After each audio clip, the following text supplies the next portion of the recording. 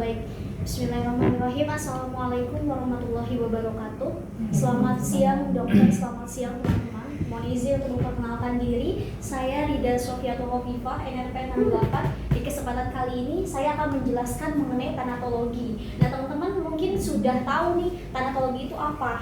Tanatologi, thanatos dan logos. Nah thanatos ini artinya apa? Artinya adalah kematian, sedangkan logos artinya ilmu. Jadi tanatologi ini adalah ilmu yang membahas tentang kematian, kemudian membahas tentang perubahan yang terjadi pasca kematian dan juga faktor-faktor yang mempengaruhi postmortem itu melahirkan. Oke, siap. Nah, di kesempatan kali ini di sini saya akan menjelaskan pertama akan duluan tentang kematian itu sendiri. Terus yang paling penting adalah bagaimana kita bisa membedakan antara cara, sebab juga mekanisme dari kematian, terutama pada kasus kali ini ya. Dan juga tanda-tanda kematian. Nah, untuk tanda-tanda kematian sendiri ada tanda dini dan ada tanda-tanda lanjut seperti itu. Nah, pertama, jadi apa sih itu definisi dari kematian itu sendiri? Nah, kematian ini adalah suatu proses berakhirnya kehidupan seluruh tubuh, proses yang dapat dikenal secara klinis dengan tanda kematian berupa perubahan pada tubuh mayat. Jadi perubahannya tadi nanti kita akan bahas. Nah, sedangkan kematian itu sendiri kan terbagi menjadi 5 ya teman-teman ya. Kita sudah pernah tahu gitu ya, ada mati somatis, mati cerebral, mati batang otak, mati suri, dan satu lagi mati apa ya? Satu lagi lupa. Pokoknya ada satu lagi ya. Pokoknya itu mati ini molekuler apa? Mati yang jaringan tuh. Mati seluler. Ya itu. Jadi kita harus bisa membedakan juga ya nanti. Kita selanjutnya. Nah ini yang paling penting. Bagaimana sih kita membedakan antara cara kematian, sebab kematian, juga mekanisme kematian. Nah jadi kalau cara kematian, cara ya, atau manner of death, artinya bagaimana kematian itu terjadi gitu. Nah cara kematian sendiri itu terbagi menjadi 2, ada kematian wajar dan tidak wajar. Nah kira-kira nih pada kasus kita kali ini termasuk kematian yang jenis mana nih? Kalau wajar berarti kan misal usianya tuh tua, lebih dari 80 tahun, terus karena penyakit, itu kan kematian wajar. Beda lagi cerita kalau ada kematian tidak wajar, misal karena pembunuhan, bunuh diri, kecelakaan, mati mendadak, atau memang tidak bisa ditentukan. Jadi kalau cara itu adalah bagaimana sih kematian itu terjadi gitu. Nah pada kasus kita kali ini berarti dia tuh termasuk apa? Kematian tidak wajar gitu ya. Nanti kenapa? Karena ada ciri-cirinya gitu ya. Kalau pembunuhan seperti apa, kalau bunuh diri seperti apa begitu. Terus yang kedua, sebab kematian. Nah sebab kematian ini adalah kondisi atau hal utama yang menyebabkan kematian itu sendiri. Jadi kayak lebih spesifik gitu ya. Matinya itu karena apa? Luka tembak kah? Luka tusuk kah? Atau karena keracunan? Atau karena penyakit TB paru, adenokarsinoma, atau kekerasan senjata api. Jadi benar-benar spesifik gitu. Penyebabnya itu apa? Nah itu sebab kematian. Jadi hal utama gitu, kondisi atau hal utama yang menyebabkan kematian itu sendiri. Nah pada kasus kita kali ini dia tuh kenapa? Karena kekerasan senjata api, luka tembak. Nah itu sebab kematian itu karena luka tembak. Terus ada mekanisme kematian. Nah mekanisme ini adalah keadaan yang dihasilkan oleh sebab. Jadi kayak apa ya? A menjadi B gitu ya. Ini A-nya, ini B-nya. Nah ini mekanismenya tuh hasilnya dari sebab kematian. Jadi suatu keadaannya. Nah karena tadi sebabnya itu karena luka tembak akibat kekerasan senjata api, yang terjadi adalah pendarahan. Pendarahan inilah yang disebut dengan mekanisme kematian. Jadi keadaan yang dihasilkan oleh sebab kematian sehingga kematian itu terjadi gitu. Jadi ini ada definisi juga sama, misal luka tembak jadi pendarahan, atau ada pasien misal gagal jantung, mekanisme kematiannya jadi adalah gangguan sirkulasi seperti itu. Nah ini perbedaan yang harus ini tuh mirip gitu, kayak mirip tapi beda gitu, serupa tapi tidak sama. Nah next, nah tadi kita udah bahas tentang cara kematian ya. Cara kematian ada wajar, tidak wajar. Nah pada kasus ini kan dia tidak wajar. Nah kenapa disebut tidak wajar? Kematian tidak wajar ini ada macam-macam tadi, ada pembunuhan, bunuh diri, kecelakaan, mati mendadak dan lain-lain.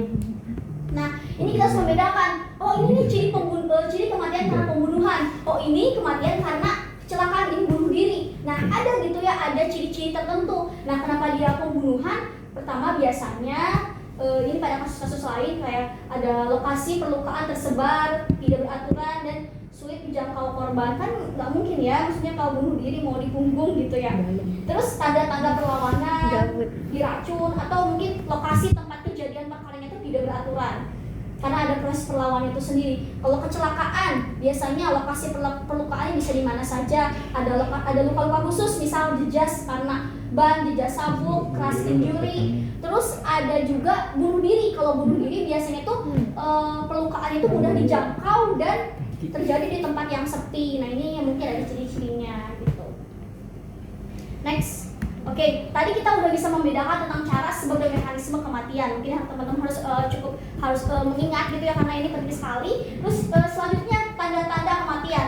Nah, tanda-tanda kematian ini ada tanda tidak pasti dan tanda pasti. Nah, kalau tanda tidak pasti, jadi ada beberapa kemungkinan dia tuh masih hidup. Misalnya kayak mati suri ya. Mati suri tuh kayak bisa apa? Kalau sama alat sederhana dia dinyatakan meninggal, tapi kalau sama alat kedokteran yang lebih canggih dinyatakan masih hidup gitu kan. Ini tanda tidak pasti. Tapi kalau yang benar-benar ofisial meninggal gitu ya, berarti ini ya official meninggal, berarti sudah ada muncul tanda-tanda pasti ini gitu ya, kayak gitu. Jadi kalau misal ada pasien nih, menurut kuliah pakar yang saya dengar gitu ya, ada katanya dia tuh pasiennya tuh pernapasannya itu tidak terdeteksi, sirkulasinya tidak terdeteksi, tapi beberapa kemudian dia masih hidup gitu, masih ada kemungkinan untuk hidup. Tapi kalau udah liver mortis, udah kaku mayat, udah lebam mayat, berarti dia udah official meninggal gitu. Nah, kita akan bahas satu persatu mengenai tanda pasti dari kematian. Tadi kan untuk tanda tidak pasti, pernapasannya negatif, dinilai lebih dari 10 menit, sirkulasi sudah nggak ada, terus sudah hilang, pembuluh darah dan hilang melalui segmentasi, dan ada pengeringan kornea. Lebam mayat. Nah, lebam mayat ini terlihat ya teman-teman di sini gambarnya gitu ya. Kadang-kadang kita bingung gitu. Apa sih bedanya lebam dengan memar kayak gitu. Nah, kalau lebam itu merata. Kalau memar biasanya itu karena jadi ada semacam kayak pembuluh darahnya tuh pecah gitu kan. Nah, di sini tuh lebam mayat itu bisa menjadi posisi gitu, bisa menjadi petunjuk gitu. Bisa menjadi petunjuk ini pasiennya korbannya meninggal karena apa dan kapan gitu. Karena lebam mayat ini biasanya muncul 20-30 menit, jadi baru muncul sekitar setengah jam baru muncul, masih bisa berubah-berubah. Terus kalau udah 8-12 jam itu udah menetap lebamnya. Nah, contohnya ada mayat tuan A, ditemukan posisinya tergantung. Tetapi kalau kita lihat lebam mayatnya itu ada di punggung. Kan kalau di punggung posisi meninggalnya dia terlentang, tapi untuk membiaskan gitu biar pelakunya tuh membuat kita kecoh gitu ya, jadi posisinya tergantung. Padahal lebam mayatnya itu sudah jelas di punggung belakang seperti itu.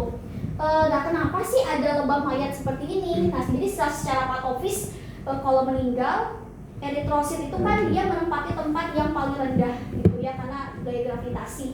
Terus mengisi vena, membentuk bercak warna merah ungu. Jadi normal itu warna merah ungu gitu, merah ungu seperti inilah ya, warna merah ungu di bagian terbawah. Terus gimana nih kalau kejadiannya nggak warna merah ungu? Nah, itulah jadi petunjuk. Kalau dia merahnya cerah gitu ya, merah cerah, berarti ini pasien kemungkinan ada keracunan karbon monoksida.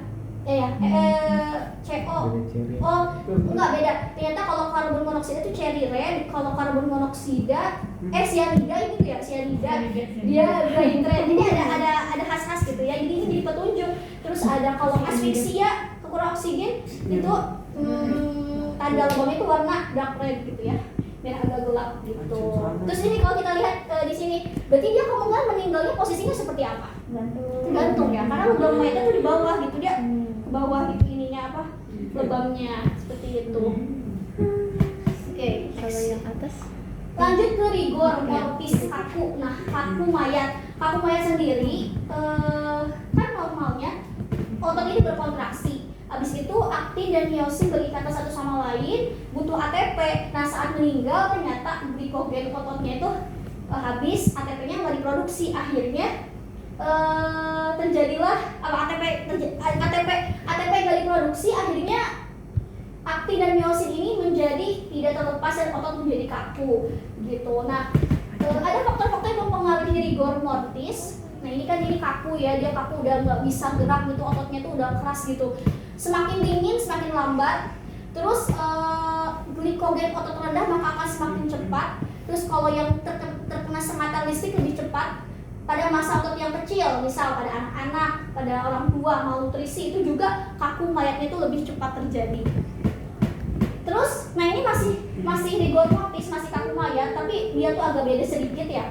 Rigor mortis ini ada berbagai macam. Yang pertama ada cadaveric spasme, ada heat stiffening, ada cold stiffening. Bedanya apa? Kalau cadaveric ini tuh bisa menjadi petunjuk posisi terakhir pasiennya meninggal karena apa gitu. Misal ini kelihatan dia mencengkram daun-daunan, bisa aja dia tuh kayak tenggelam terakhirnya. Ini daun-daunan tenggelam, terus dia juga kelihatan sambil memegang suntikan. Kemungkinan ini pasien meninggalnya tuh karena apa ya? Overdosis. Bisa jadi ini obat-obatan atau apa gitu, bunuh diri gitu ya, bunuh diri. Nah jadi ini cadaveric spasm ini mirip rigor mortis gitu, tapi ini bisa menentukan sikap terakhir. Ini juga, jadi kalau cadaveric spasm itu biasanya pada korban-korban dengan posisi yang ketakutan, emosinya tinggi, kayak gitu, bunuh diri. Gitu. Sedang heat stiffening, nah ini namanya itu apa? Ada yang tahu teman-teman yang apa? Itu kaku yang gara-gara kebakar. Ya betul, ada nama ininya, khasnya. Pugilistic attitude. Oh Pugilistic iya. ya itu kan. Jadi itu memang itu khas sekali ya karena dia kaku diakibatkan karena koagulasi protein otot oleh panas. Jadi serabut ototnya memendek, jadi fleksi, jadi kayak mau tinju gitu ya. Kayak mau tinju, sikap petinju, namanya pugilistic attitude, jadi kayak mau tinju gitu ya. Biasanya pada yang dikremasi, pada jenazah yang kena korban kebakaran. Terus ada yang cold stiffening, nah ini karena cuaca yang dingin sekali, jadi kalau digerakin itu ada suara kesak gitu karena ada es, jadi cairan-cairan sendinya tuh kayak membeku kan, kayak gitu. Next ada penurunan suhu, nah ini juga menjadi petunjuk nih,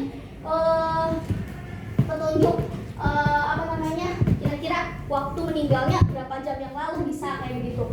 Penurunan suhu akan lebih cepat pada suhu yang lebih rendah, lingkungan berair, tubuh yang kurus, posisi terlentang, tidak berpakaian, dan biasanya pada organ dan anak kecil juga lebih cepat, kayak gitu.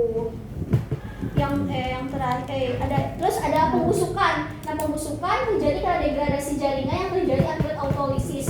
Nah ini pembusukan. Ini marbling ya teman-teman, marbling itu kayak pembuluh darah venanya tuh kayak apa namanya tuh? Bentar, marbling. Jadi dia tuh marbling itu terbentuk karena hemoglobin dan hidrogen sulfida menjadi sulfat hemoglobin warna hijau hitam. Ini sih pembuluh darah venanya tuh kayak apa ya? Lupa.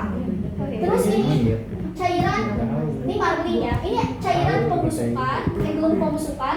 Terus ini ada kulit ari, terus ini ada deglovin. Nah ini ada distensi akibat gas. Jadi distensi akibat gas.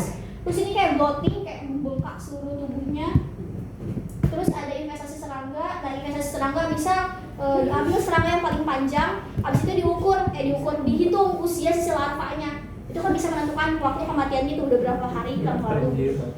Terus tadi skeletonisasi. Terus ada lilin mayat atau adiposera. Memang ini tidak semua ada, yang tergantung lingkungan, tergantung lingkungan. Ini adiposera ini lilin gitu ya. Lilin, jadi kenapa dia muncul hidrogennya kayak ada hidrolisis lemak, jadi lemak yang tidak jenuh, dihidrogenasi jadi lemak jenuh. Terus ada mumifikasi, ini juga tidak selalu karena biasanya terjadi pada lingkungan yang sangat panas, jadi kekeringan, dehidrasi jaringan, sehingga badannya itu jadi lebih ringan, lebih keras, keriput, membusuk, dan tidak membusuk karena kumannya itu kan nggak bisa tumbuh di lingkungan yang terlalu panas seperti ini. Oke, nah pada kasus ini tanda-tanda kematian yang muncul apa? Yang jelas ya tadi sudah ada di OVC juga jelaskan. Puncak, tekanan darah tidak terukur, hati tidak teraba, kedua pupil dilatasi, refleks suara negatif, suara kecil, kaku dingin. Terus apa perbedaan sebab dan cara kematian? Nah ini tadi udah jelasin juga. Kalau sebab itu adalah kondisi atau hal utama, luka tembak. Kalau cara kematiannya tadi pembunuhan, yaitu iya benar, pembunuhan, kematian tidak wajar. Terus mengapa dokter UGD tidak menentukan sebab kematian? Kan tadi sebab kematian itu adalah kondisi hal utama. Apakah dia karena luka tembak, karena luka apa gitu ya? Sedangkan luka-luka tersebut itu harus dicari tahu oleh dokter forensik gitu ya. Dicari tahu oleh dokter forensik. Jadi kan tidak semua kompetensi itu bisa dimiliki oleh dokter umum gitu, kayak autopsi otopsi, terus ada pemeriksaan jenazah-jenazah lain tuh nggak semuanya dokter umum bisa, jadi akhirnya dirujuk ke dokter forensik untuk bisa menentukan sebab-sebab kematian. Oke, baik. Cukup sekian yang dapat saya sampaikan. Terima kasih dokter, terima kasih teman-teman. Silakan apabila ada yang ingin didiskusikan. Ya. Ada yang mau nanya? Kalau nggak saya yang nanya. Nanya dok. Oke. Kalau buat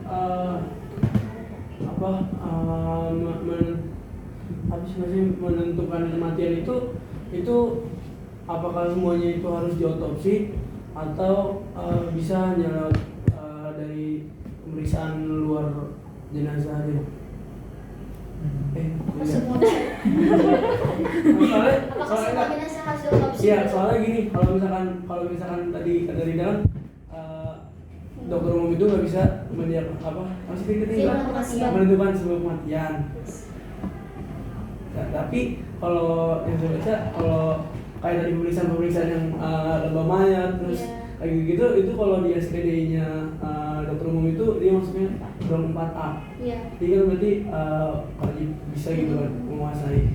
Itu apakah harus diotopsi semua kematian itu harus diotopsi kah, atau buat beberapa kematian yang kayak wajar ya udah gitu lah, cukup pemeriksaan luar baru bisa mengetahui sebab kematian ini? Ya, saya izin menjawab sesuai yang saya bisa aja ya. Ya. Tadi kan kita belajar tentang ini ya, rigor, algor, rigor mortis, terus tadi vakum mayat rigor mortis, terus tadi algor mortis penurunan suhu, terus tadi ada lebam itu tadi apa ya lupa? Livor mortis kayak gitu. Kan itu tuh tampak luar.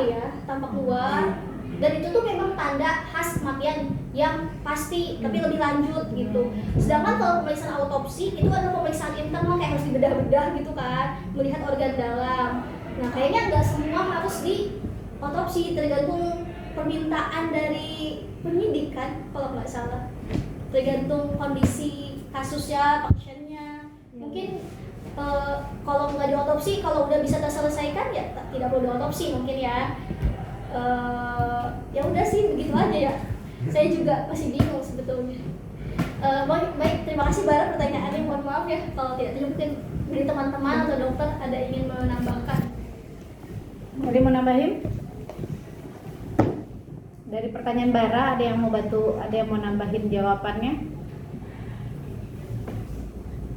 Iya, tinggi. Mungkin dikit aja deh. Kalau yang kita kan nyambung ke edukasi juga tentang otopsi gitu. Nah, sebenarnya nggak semua kematian harus diotopsi gitu. Soalnya kalau misalnya kematian wajar, kayak memang orangnya sakit kan itu bisa diambil diagnosis kematiannya itu dari rekam medisnya. Nah, tapi selain itu kalau misalnya ada kematian yang nggak wajar kayak tadi misalnya pembunuhan atau bunuh diri dan lain sebagainya, atau misalnya dia banyak deh kasus-kasus yang kita belum tahu nih. Iya bisa jadi juga, atau enggak kita belum tahu penyebab asli kematiannya tuh karena apa gitu. Nah itu baru harus dilakukan identifikasi forensik, dan identifikasi forensik kan nggak cuma otopsi aja, ada pemeriksaan luar ada pemeriksaan luar juga. Kalau pemeriksaan luar udah bisa mendiagnosis ini penyebab kematiannya ya udah nggak usah otopsi. Yes. Itu jawabannya. Terima kasih banyak Rachel ya. Ya jadi paham ya, udah jelas kok. Nah sekarang saya mau nanya,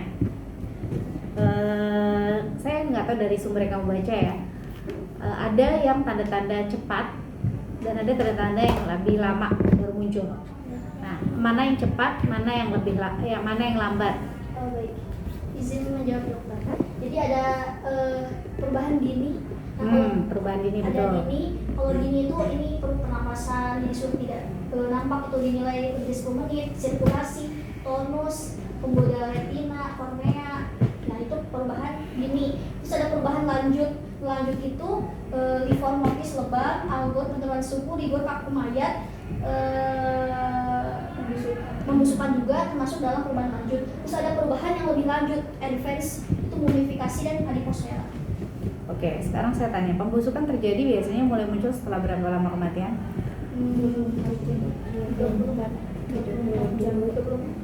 24 jam ya. Kamu harus yakin karena kamu yang bahas ini. Kamu bahasnya apa?